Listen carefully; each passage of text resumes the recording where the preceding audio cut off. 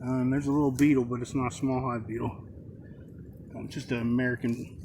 Those aren't, I don't believe those are small hive beetles. Maybe they are. I've never seen them with little. I'll go ahead and kill them in case they are. I've never seen them with little things on their backs. But yeah, they just are little markings on their wings. I thought they were solid black. So yeah, that one right there has a little marking on his wings. See him right there. See this one that's moving. See how they got little markings on their wings? I'm not sure that those are the beetles that, but to see them in a group in here, they might be. But anyhow, I thought this one would be dead, and that's what it is. So, and there is a little bit of honey, not a lot, but there's honey in that box, so it'll go into the house. Because all this comb, I got to protect what there is so that the other bees can use it.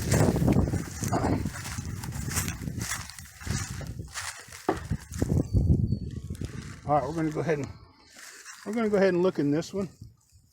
This one here is going to be a job, but it had some issues as it was growing. Some spider. All right, we're back out here in the greenhouse. I got I know this isn't clear plastic, but I was just basically, I get no sun from there anyhow. So I just wanted to button it off of what I had and didn't have to go buy something else. Just to see if this is going to work. And the compost is at about 80, looks like about 81 degrees. Okay, yep, see that? It's at about 81, so it is going up. It's 50 degrees here at the house, outside of the greenhouse. Inside the greenhouse, it's 83. This is on top of the whatchamajigger. So I brought the weed fodder outside to see if it grows better. It should. I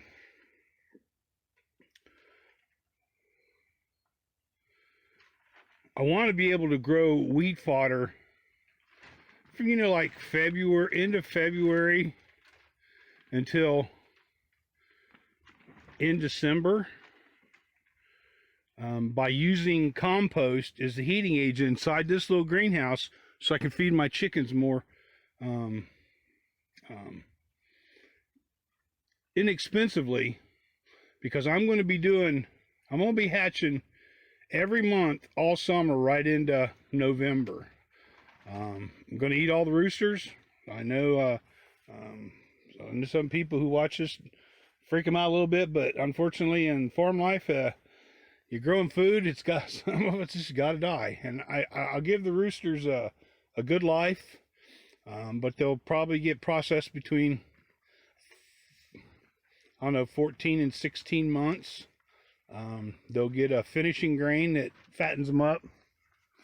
And then all the hens who lay eggs, I'm going to try selling eggs. And you ain't going to make a lot of money with eggs, but if you can get your food prices down, their feed prices down, you'll do better. And I got a little idea for a free-ranging thing that's a lot better than tractors. Tractors are a pain in the you-know-what, because they're heavy and you gotta go out and drag them around and move electric fences around to protect them from, you know, and all that. It's just, but I got a better idea, and we're going to see how that works. And I'll be bringing that as spring comes on and summer comes on. But right now, temperature 79 in here. I'll come out tonight when this is all closed up to see what this temperature is. This is my egg temp, my thermometer, so I'll have to put that back in with the chicks. The chicks are doing fine. I haven't had no hiccups. I've been moving them. I've been moving their incubator back and forth every morning and night. It's not a lot of movement, but it's the little rack that's inside doesn't give a lot of movement either. So we'll see how it works. I have, well, you probably saw that incubator one already, but I have like 50 chicken eggs, and then I have the 6 guinea eggs in there. And the guinea eggs are going to go a little bit longer than the chick eggs, but that's just the way it is. And then we're going to go ahead and get some flats planted up, and I'm going to level this thing off, and this is where my flats are going to sit until they start growing. And then if my seedlings for any reason try to get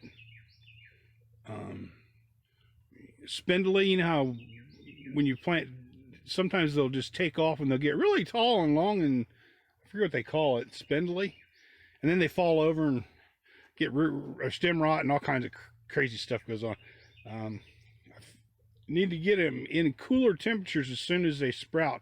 So I'll be going from high up here, and I'll take them down on the floor, and I'll get something set up, and I'll get it set up so that the chipmunks and the squirrels can't get in here and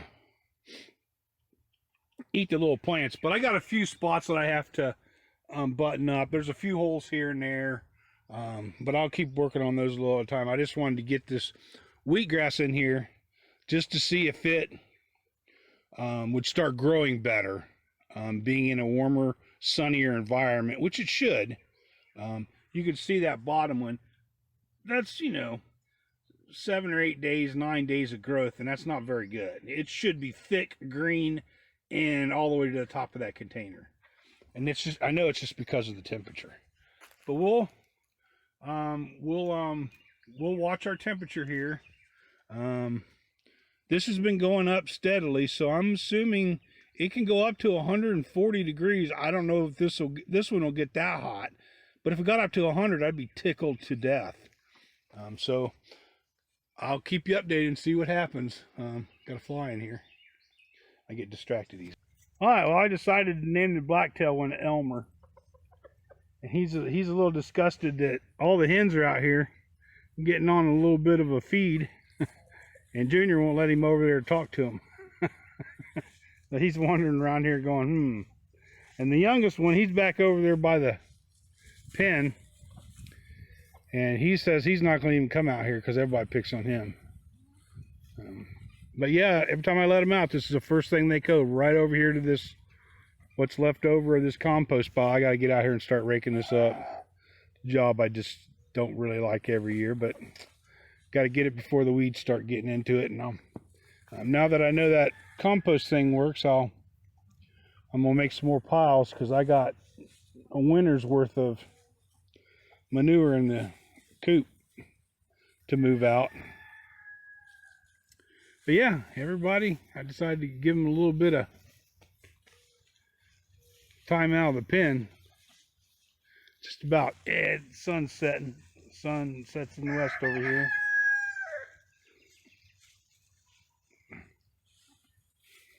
I'll let them wander around for an hour or so. I got to sit and watch them.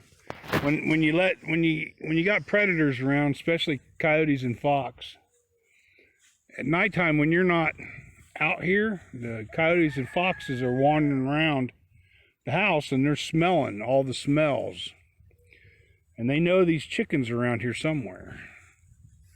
So you have to be very careful when you free range them, or a coyote will lay out here in the weeds over here and wait, and as soon as the chicken gets close enough, it'll grab her and off it'll go. But if I sit here, they tend not to do that. If it gets bad, I just sit out here with a gun. See, I got a hen way over there. She shouldn't be. She's probably one of the younger ones. She's pretty fast. But there's probably some really good bugs over there. That's why she's over there. Which is not, it's not a good thing when they go out that far.